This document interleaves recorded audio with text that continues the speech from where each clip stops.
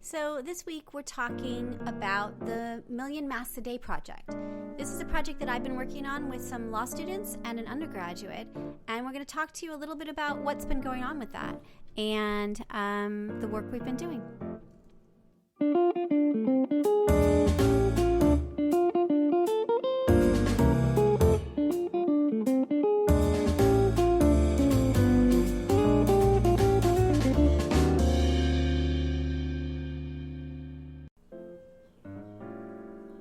So this is Legal Journeys with ETG. I'm a professor at Tulane Law School, and while we're all sitting around, we're telling stories. We're learning about. Okay. Today on Legal Journeys, we're going to be talking with Haley Barnett, who is a 3L law student at Tulane University, Whitney Chapman, who is a 1L at Tulane, and Tal Sherman, who is a senior in the sciences. And they're all working with me on our Million Masks a Day project, which comes out of our JustWannaQuilt project. So we're going to be talking today about what we're doing, who we are, and what we've seen over the last month, which has been kind of a whirlwind of weirdness and activities and love and stress and all kinds of things, all having to do with homemade masks. Okay. All right, so what I thought we'd do today on the show is talk a little bit about our journey of what's happened over the last month. And we've all been sort of focused on this space of making homemade masks. So it started for me really early. We started to see just about the time that Tulane closed, which was March 13th, that people were starting to panic about masks not being available. And when I first started to see it and I started to put it online that I think we might have to be making masks as sewists, a lot of people were just like, shut up, that's not true. Oh, no way. Social distance. What are you? You're such a jerk, right? So it was like this kind of strange outpouring. Within the next week, people were making masks because we were being asked to make masks by medical people, by people who worked in senior care facilities, by people who worked at animal shelters. Like there was all these people that needed masks, and so we started to make them. We saw that the quilting community, it took them a little longer. They lagged behind.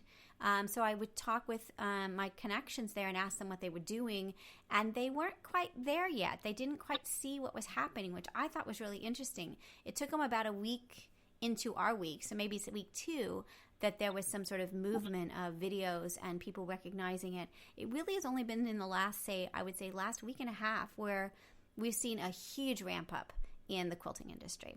So with that, we started Million Masks a Day, which is our joint project with Quilting on a Budget and JustWannaQuilt. And the idea behind that is a place to have a conversation about what's happening. It's aspirational. It's not that we're making 1 million masks a day, but it's the idea that all these regular sewists out there are making masks. And then Tal came on the scene. So Tal, tell us what happened. Tell us your part of the story. What happened with your part of the story? Sure. So I had seen a lot of homemade mask making campaigns start to pop up all across the country. And a lot of the CDC guidelines and hospitals were urging residents to take this non-traditional route and to sew face masks from home and DIY, and they were calling upon quilters and sewists and all these people. So I thought it would be great to partner with the Quilting Army crew to try to coordinate some kind of system to do this. And the New Orleans community is doing their part to help out, even though a big majority of us are facing these financial insecurities, but we're shifting a lot of local businesses towards these materials that we have to get. Totally. So we had a really nice story done on, so Quilting on a Budget is run by a man named Seth Hackler, who is, drives a truck and is a Republican. And we become great friends, and I'm a pink-wearing feminist quilter pink hat-wearing, who started JustWannaQuilt. And not that you have to be that to listen to the show or be part of our group. But when we got together, the law school did a story on us because we're kind of an unusual pair. And that got a lot of attention. That got picked up by the main campus and by admissions and by others. And so I think that's how you found me, right? Was through that story? Yes, so I actually got an email from Newcomb Tulane. They sent out those updates, and within that email, there was information about an extended grant deadline, which caught my eye, and also this Million Masks a Day Facebook page. So I put the two together, and I wanted to work with it. It's so great. So you and I worked on a grant, and we got a grant from the Newcomb Institute to order more fabric and to help. That one's really focused on the 7th Ward and other sort of other small. It's a small grant, but it was sort of to buy fabric and to buy resources so that we can keep making masks. And we were successful on that one. So that was fun. Yeah, how did you like definitely. writing the grant? What was the grant? How did you had you written grants before? No, this was my first intro into writing grants. It was actually really great. I learned a lot about the quilting community as a whole. I wasn't super familiar with, all the little pieces that went into it, but the Beecher Church Quilting Group in the 7th Ward is an amazing group that I'm glad to be, contributing to in some way. They're like the best group. They've adopted me. Our JustWannaQuilt and Beecher, we have a very strong partnership, so we work a lot together, and they're my favorites, mostly because they run the gamut. This is a group of maybe 30, mostly are all women who are every level of quilting, from very beginners to like women who are winning prizes and getting commissions from major companies to make quilts. And they all quilt together, and they're incredibly generous. They also do they make quilts every year for the foster kids in New Orleans. So at Christmas time, they have over 100 quilts that each kid in foster care gets a quilt from them.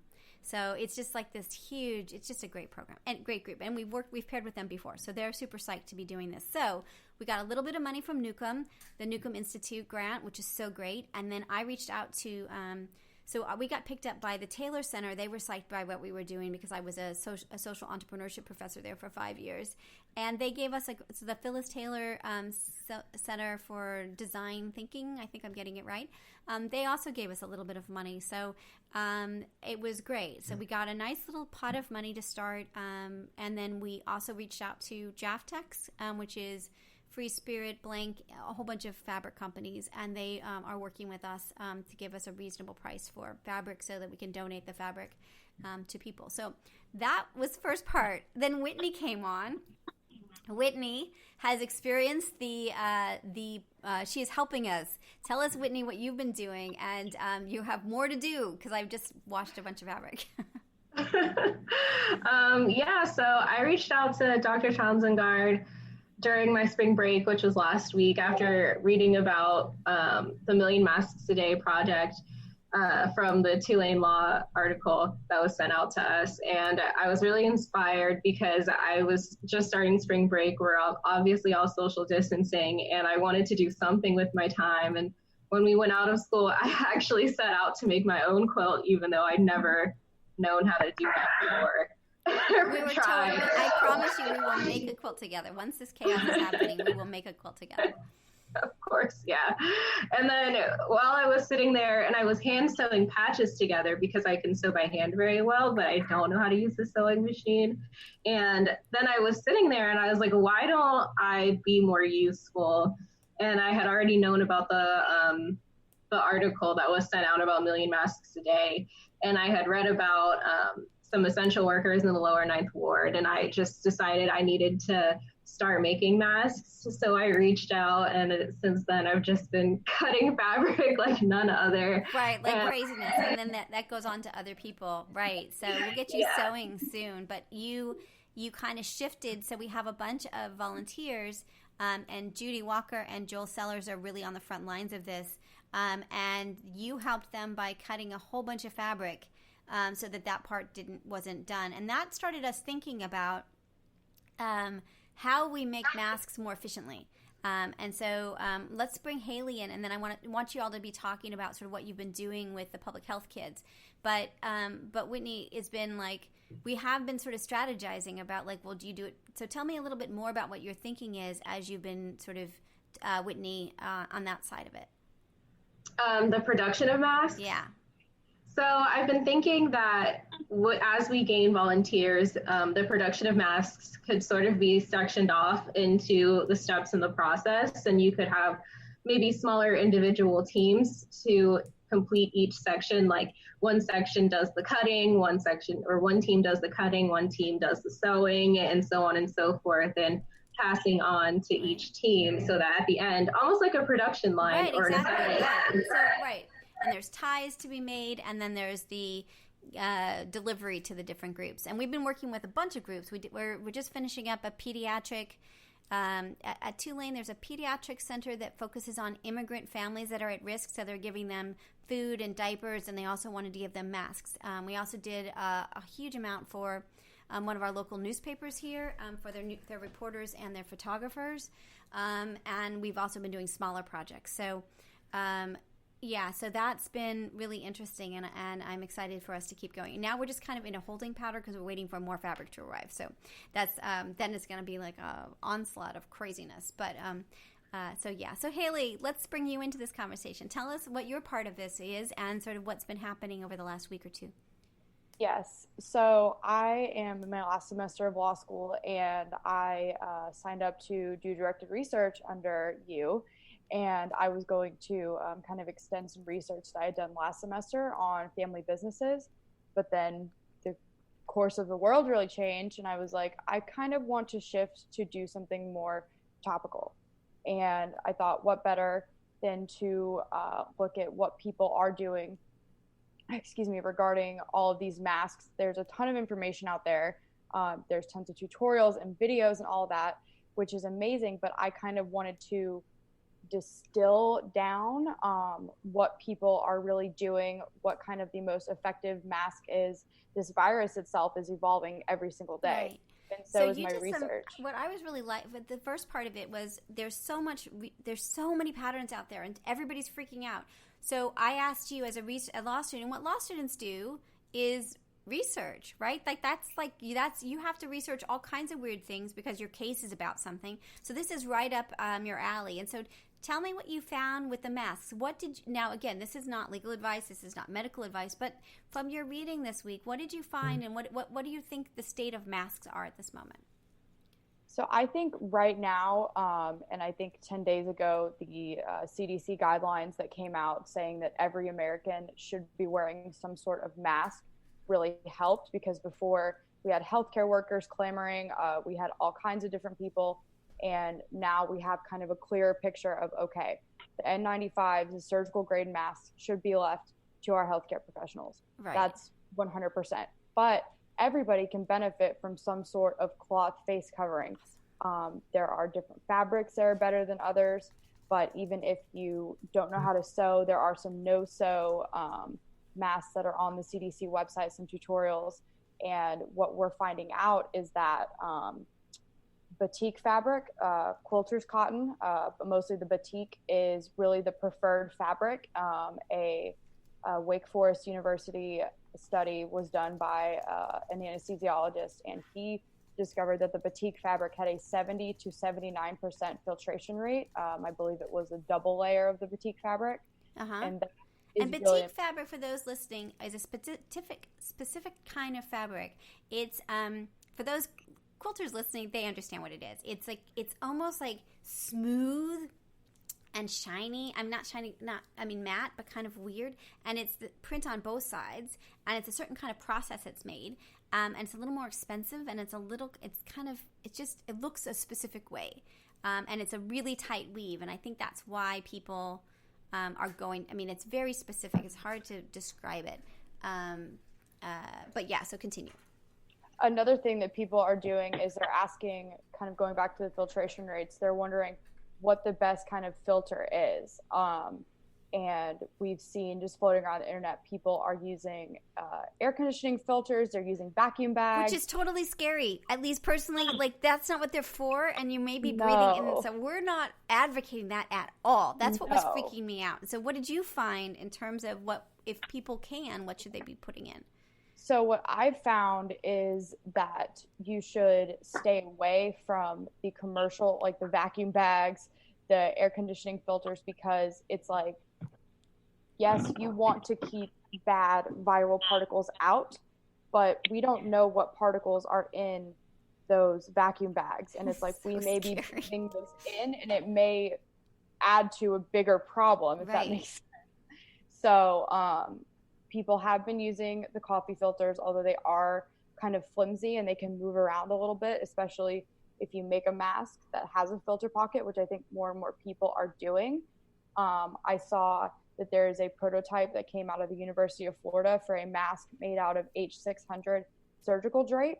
Right, which is so interesting, right? And that really got our attention, was this H600 surgical drape, which is now nearly impossible to get. We've been trying.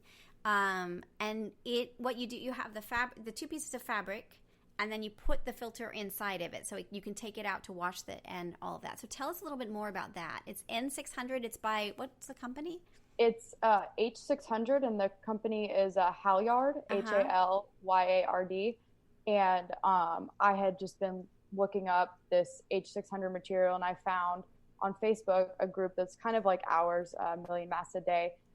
They are making masks for the healthcare workers in Northwest Indiana.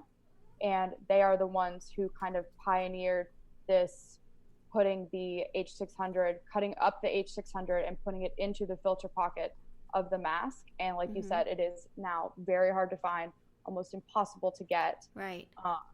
But for healthcare professionals who are really, really, really lacking any sort of options for PPE because the supply chain has been completely disrupted. It's a mixture of a lot of the factories in China, and then hospitals order their PPE according to last year's needs. And nobody could have, I know, isn't that crazy? Yeah. Nobody could have predicted this. And so that's why there's such a major shortage. It's a disruption in the supply chain. It's the supplies, the demand is exceeding the supply. Yeah. And for healthcare workers, especially, the cloth mask with the H600 has been found to be a pretty good substitute, although it's not the best. And like I said, people really need to refrain from using the N95 masks and the medical grade surgical masks. And the vacuum cleaner bags. Don't do that. So, so what we've been doing, at least the pattern that I've been working on is it has two pieces of fabric, and it's got a little pocket. So you can put in, then the idea is that if you give them to people, they can put that in their own filter. And the filters that we've seen, as you said, are this N600, but you can also put in anything that's non-woven. So you can sort of be experimental in terms of your own idea, but the idea is to put a non-woven piece, have two pieces of woven fabric and a non-woven filter that can be removed. And again, we leave that up to the individual to make sense. So if you're giving them to healthcare workers, they often have access to one of these pieces of N600 at work, and they can cut it up and put it in the mask. So we've gotten to the policy of we don't provide the filters, we provide the masks. So now we're in week 5, I guess. The week 5 has been crazy because week 5 we saw a run. Everybody needs a mask. So every single person I've ever met in my life is now suddenly asking for a mask, which is very funny, which is totally okay. I'm okay with that. People are selling masks, and groups like the public health are having grants for students. So now we had this whole new thing of I don't know how many public health groups did we talk to this week? Maybe 5 or 6. I just had another one reach out today. So there's a $25,000 grant that they're all competing for. I think there's only one grant. I don't know if there's more than one. So that's the other thing is I thought that was interesting. So tell us a little bit about, you all have been working with them more than I have. Tell us what's happening and sort of how that experience has been with kids that are public health students that suddenly have to understand about mask making. It's a very interesting kind of it's been an interesting week. So Tal, you've been on the front lines. You all have, but tell us a little bit more about what's been going on. Yes, so we're working with a group of MD, MBA students and an MD, MPH student, and we've compiled this kind of project to focus on the diversity and the creativity that is home to New Orleans. A lot of the people that have lost their kind of financial resources are making masks now. So we're starting this project to make this gig economy back up and running.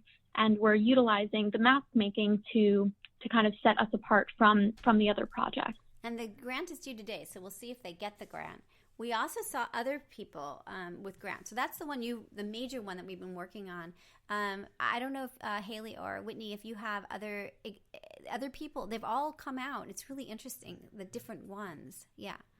Yeah, there is a grant. It's by Emergent Ventures, I believe. And that's what Chris Oliver and I talked about, was that grant. Yeah. And I think that's kind of, after this public health grant is due, we should look into that one next. Yeah. Yes. But they are just really springing up out of nowhere in response to this need. And it's fast tracked too. I mean, we just found out about this grant, I believe, on Wednesday, and it's Monday and it's due. And the grant reviewers will look over all the different proposals, and they will decide by Wednesday, right? Days. Yep, Wednesday. Yeah, 2 days. By the 15th. Right. We have to. So we are seeing lots and lots of activity, which is super interesting. On the other side of it, as we've been asking our people that we know from our relationships, it turns out that inexpensive sewing machines are at a premium now. That everyone's running out, and that they're not coming back in until August. There's just a lot, and as you start to think about these budgets of what do you need to sew, it's been really interesting, because we did a budget for them, and then I think last night I was like, wait a second, they also need irons and ironing board and starch, like we forgot about that part.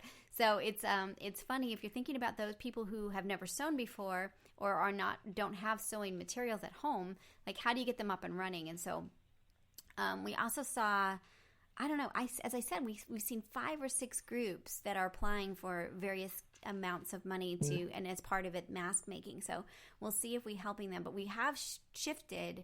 Now we're in the kind of facilitating, helping people, strategizing, not making the masks ourselves. We got out of that business, except for the little projects that we're doing from our first grant.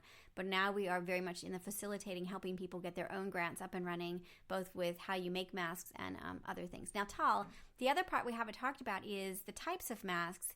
I personally have been making surgical masks because they're very, very simple. They're just a rectangle with 3 pleats and ties on the side, and that's what Whitney's been cutting, which I really appreciate. Everyone does. But tell us a little bit about AccuQuilt and what we're doing with them, and we're waiting for that to arrive.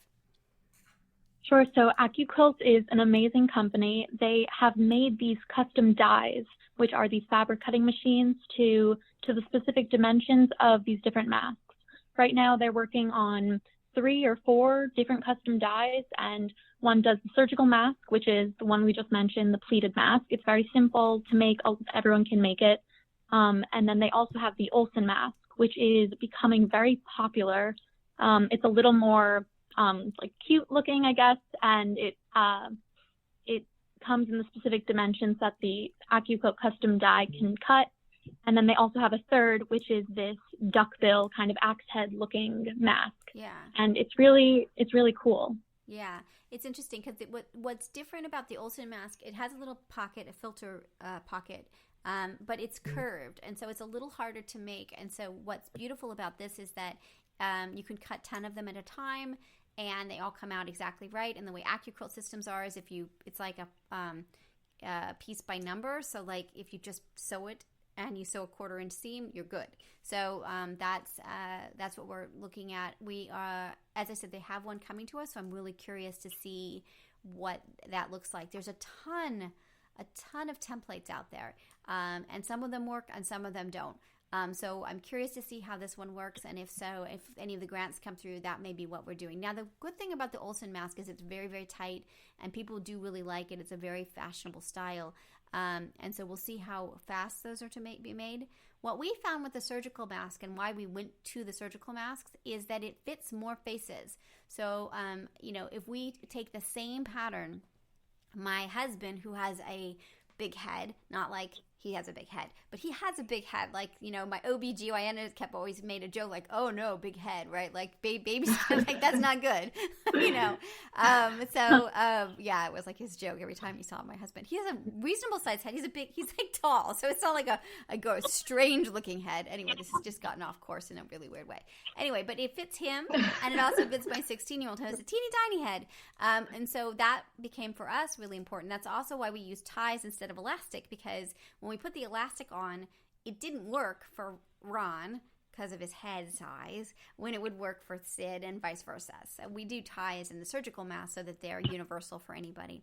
So I'm really curious about the Olsen mask, of how universal it is and how specific you need to have it as small, medium, and large in terms of the loops and how it fits and all that. So I'm really looking forward to it. All right, so we're half hour in. How has this experience been? How has it been to, we'll start with Tal, but like, we kind of got thrown into something that was kind of unexpected. And I'm curious, like now it's like the national thing, like everybody, like it is the weirdest thing to be sewing masks, and everybody, like usually sewing people, we're like on the outskirts, like people are always just like, oh, well, my grandma used to sew, right? So I'm curious what your thoughts about that are. You want to start with Tal? Right. So I was newly introduced to this community last week. I hadn't really heard about it before we started working on the grant, and it's big. I mean, I didn't realize how much of a kind of impact we would be making until we started getting approached by all of these different public health groups looking for resources and stuff for the grant. So it's crazy, yeah, right? It's a little overwhelming. It's a bit overwhelming and weird, and like it's our moment in some way. It's very strange. Like, who would have thought that like a month ago, when the school was getting shut down and you were all like transitioning, who would have thought like the quilting fabric would be a thing? Like everybody would be like, well, is it quilting fabric? Like, yeah, like, you know, I don't know. It's been really weird. It's been a really weird time in huge ways. So, Whitney, what are your thoughts about all of this as you jump in? And you're super jumping in because you're 1L and you've agreed to be one of my research assistants. So you're all in this crazy way. And Haley will be graduating. So, yeah. So you're getting introduced in a crazy way to this whole thing. Yeah, I never knew that there was such a huge quilting community, even just within New Orleans, the several communities that were working with Who Quilt. I had no idea that it was so big. And aside from that, it's been a whirlwind, but it's just been super rewarding because it makes me feel better about everything going on to know that I'm at least trying to help. And I feel, and even with the virus and staying at home, feeling like I'm involved it makes you feel better about everything going on. And with this most recent grant, just talking with one of the people that we're focusing on, it just really, it warmed my heart so much. And he was so thankful. And he's had people, he's honestly been recognized from people like Mark Zuckerberg to Ellen DeGeneres and Barack Obama. And nobody's reached out to him or his community in New Orleans to try and help them out with all that's going on. Well, let's make sure that's craziness. Well, let's make sure, even if this grant doesn't happen, that we do that, because that we don't want people left behind. Of course, and it was just so rewarding to know that I am helping. Yeah. Because these are just, as a law student, these are like career goals for me almost. Yeah. Yeah. So one of the things, and Haley knows this from being in my classes, is I'm a big believer in a concept, and I'm actually writing a paper. That's my paper I'm writing for my sabbatical, is on immersive research. And immersive research is different than clinical research. It's different than simulation in classes. It's that you are the thing that you may be representing at some point. So if you're going to we start companies, we do projects, we do it so that we understand. We do giveaways. We did a giveaway once. We do the thing that we would be representing someone, so we better understand sort of the issues that arise. So Haley, what's your experience been on this and in general, sort of in being, because I do feel like this is immersive and really good for students, for law students, for any student, to understand like what happens when these sorts of things occur. No, the immersive research aspect of it has been amazing. And I'm so lucky that I was able to take your classes, because you do emphasize that we need to actually acquire the practical skills in order to carry out our goals. It's not just reading cases and answering hypotheticals. It's actually making contact. It's learning what the supply chain is. I didn't really understand that term until about a week ago, but now I feel like I kind of have a better working knowledge of it. Right. But it's really about harnessing our individual skills and talents, because we're all amazing at something. And it's really about bringing those together as part of a larger group and then making an impact. And I feel like that's something that you are really good at, is highlighting and harnessing everybody's unique goals. And then it's like we all sort of, kind of like Whitney said with the mask making, we all do one part of the assembly line, and then the finished product is something that we can all be really proud of. And I feel like that's kind of what we're doing with the grant writing and talking to other people from amazing backgrounds. Like, I had no idea you could get an MD and an MBA, and that's what one of the public health students we're working with, that's his focus. And I just think that that's really amazing. We all do one part. I think that's a really great, and I think that happens in teams. I think it happens in law firms. This is sort of the way we often work, but we don't do that in law school as much. So that's really the goal. And I think it helps us be better people, more empathetic to our clients, and we sort of see the problems. I also feel like as entrepreneurs, because this often happens with entrepreneurial things, which is social entrepreneurship is what we're doing right now. It's a lot. So, having all this activity, then you suddenly think, well, what about the legal issue? Like, oh, wait, did we even think about the legal issues? And that in itself helps you understand why your client is coming to you at the 24th hour and saying, like, I need this. I need a contract. And you're like, well, why didn't you think about this 3 weeks ago? And you're like, well, there's a lot going on, right? So I think that helps understand a little bit more about why your clients come to you in the state they're in. Because it's sort of the nature of all of this. Yeah. For sure. And I think another cool thing is, and it's, I think, definitely a parallel to what's going on, World War II. Knitters were really the people who were on the front lines. Right. World War I. Yeah. World War I and II. Yeah. We had knitters and quilters and people doing their part. And I feel like the quilting community, especially here in New Orleans and all over the world, is really mobilizing to do their part. Yeah. And I think it's really cool to be a part. It's history, and we're living it. That's such a crazy. Yeah. Oh, that's just such a crazy comparison. I was cutting fabric for like hours one day, and my roommate walks by and she's like, "How's it going?" I'm like, I feel like I'm helping the war effort. Right. Exactly. Very, very funny. Yes, it's totally true. It's ridiculous. And Tal, so I think let's just shift before we end. Sort of tell us a little bit about who you are and what your dreams are, and also what happened when the university shut down. How was that? Sort of tell us a little bit about. I know that listeners will be really interested to know sort of what your experiences are now and what's going on. So Tal, let's start with you. So I'm a senior at Tulane, and we were supposed to be graduating in May, but I think commencement might be called off. We're not sure just yet. But it's been weird shifting to online classes in the last semester, and there's this. I'm still staying in New Orleans, but there's a weird energy in the air among the undergraduates that have stayed of just like uncertainty. And this project has been very grounding in a sense, because I'm really connecting with the community around me, even though I can't tangibly go anywhere and touch anything. But it's been very weird. I mean, the situation is unprecedented. Like, it's weird.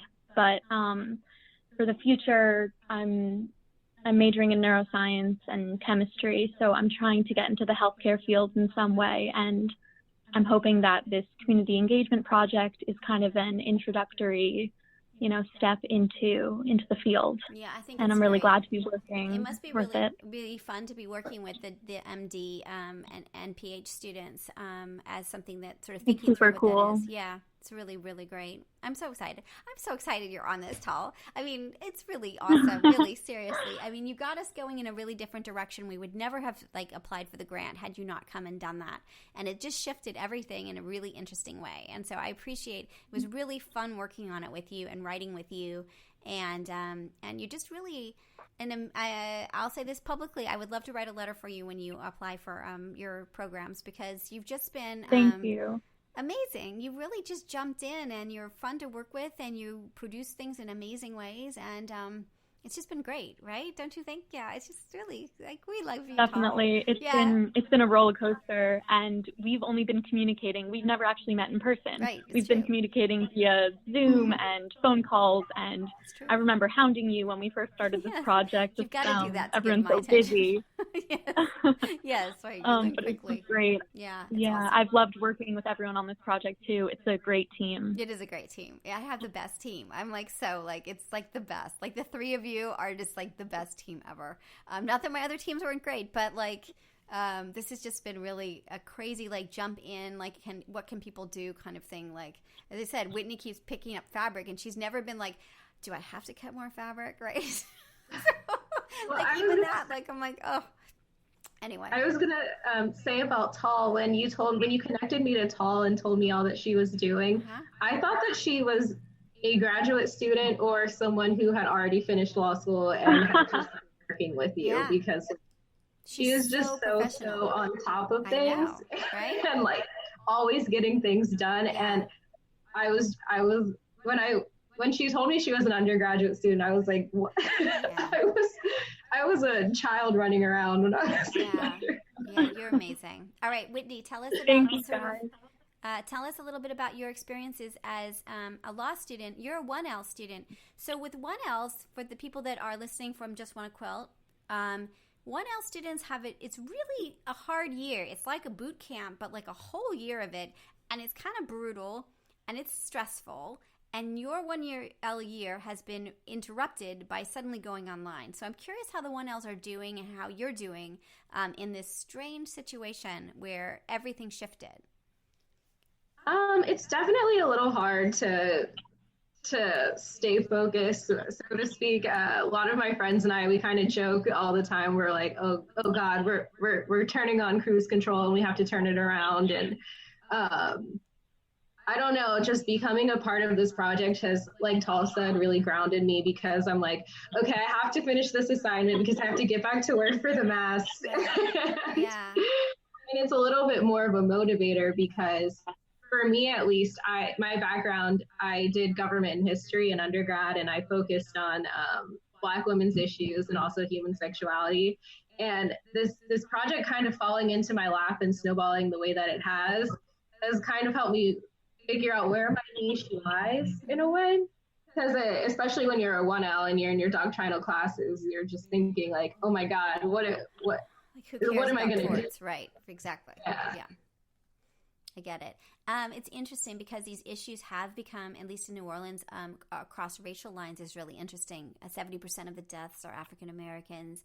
It's hitting African American communities in more ways. The population that is sewing are women across the country. So, I mean, there are some men. Obviously, there are men, but the majority are women. And so, yeah, I think it would really, and then also the relationship of government to the crisis is really interesting. So we have to work some more on that, because I think that would be really interesting. I see this turning into a bigger project, and so we should chat more about what that project is. One of the things I want to start to do, I've just been talking with one of our colleagues, my sewing colleagues, Edith Gross, is asking people to send in masks very systematically, so we could do an exhibit and a book and other things that sort of, we need the historical record of who is sewing, what's happening, what communities it's going to. And I think that's what we have to sort of pivot to in terms of what we're doing now as people are sort of, as the mask thing happens. So I would love that as part of what we do together. Yeah, and just the history side of it also, just that, like, it's very easy for me to kind of see why things are the way that they are. Yeah. And then intersecting lines that connect everything. Yeah, hugely. And I think we need to do more work on that.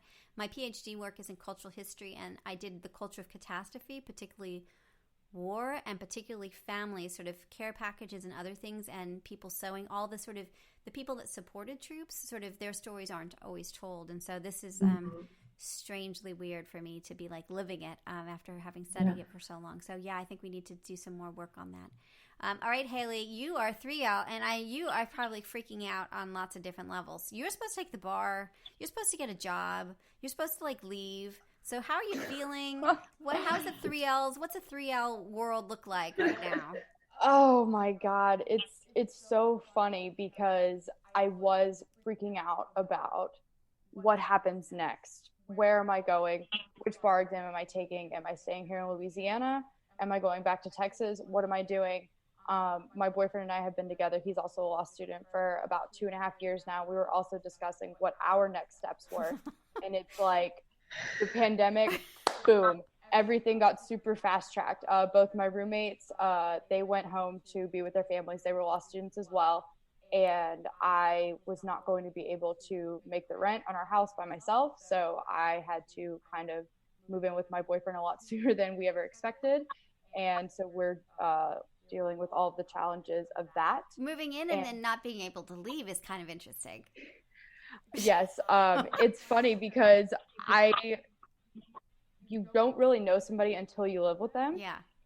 And I think the funniest part of everything is like nobody should ever be expected to live with anybody for a month 24/7. Like that's just not normal, but it is what we have to do. We have to stay inside, we have to social distance, and we're kind of learning more about each other really fast, more than we ever thought possible. As far as the bar exam goes, Louisiana, which is that's the bar exam that I am going to take. I made that decision last week, so I'm excited about that. Mm-hmm. But we don't know when it's going to be. It was supposed to be in July, and the typical timeline for legal hiring is, if you're like me and you're still searching for a job, you take the bar exam in July.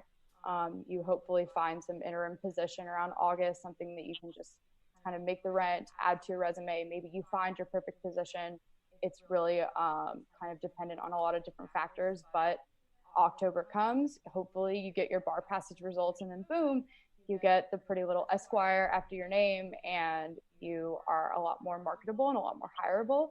And some states are pushing back their bars till September. Some states have canceled them indefinitely. I think the National Conference of Bar Examiners is going to make an announcement on May 5th, like for all of the 50 jurisdictions. Wow.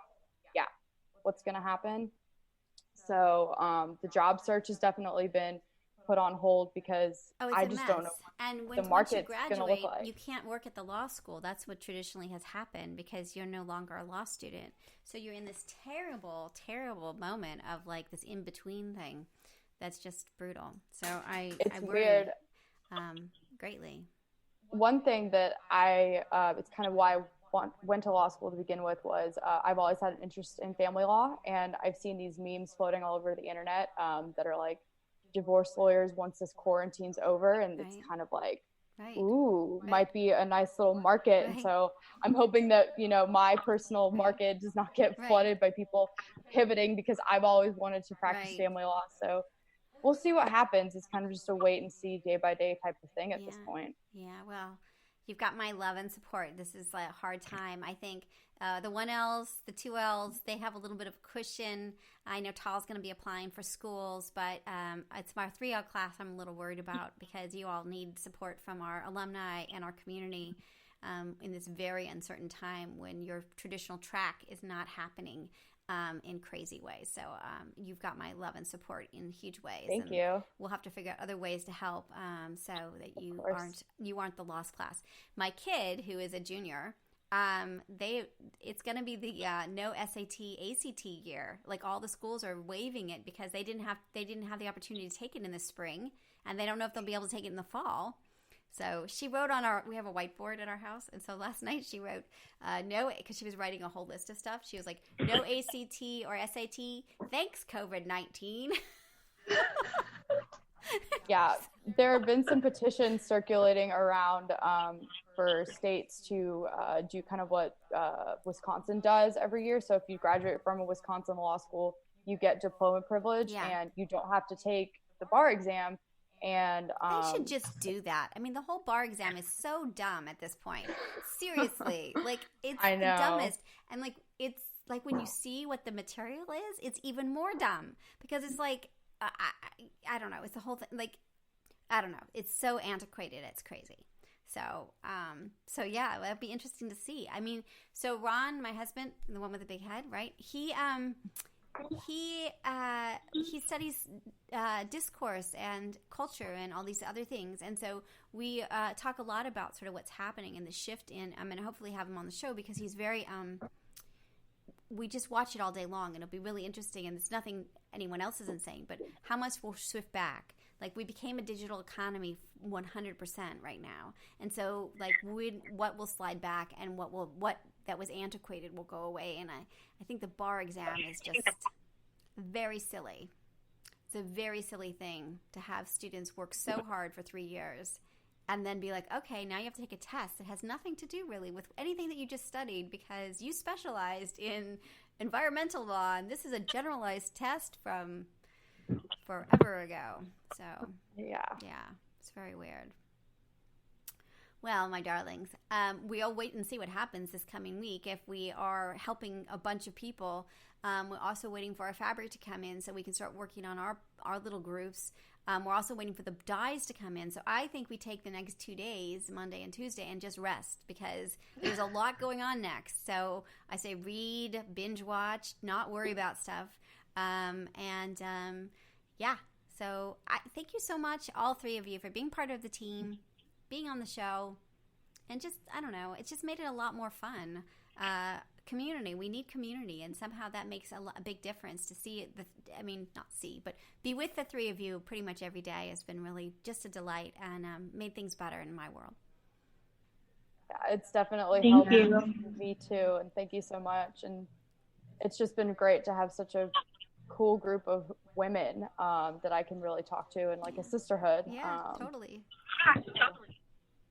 I'm so glad that I've gotten to meet you guys through this. I don't think our paths would never have crossed if it hadn't been for the grant. It's so true. It's so true. And I'm so psyched that you got to meet whatever happens with the public health students, Tal. I think it's such a good thing for you to have connected with them and met them.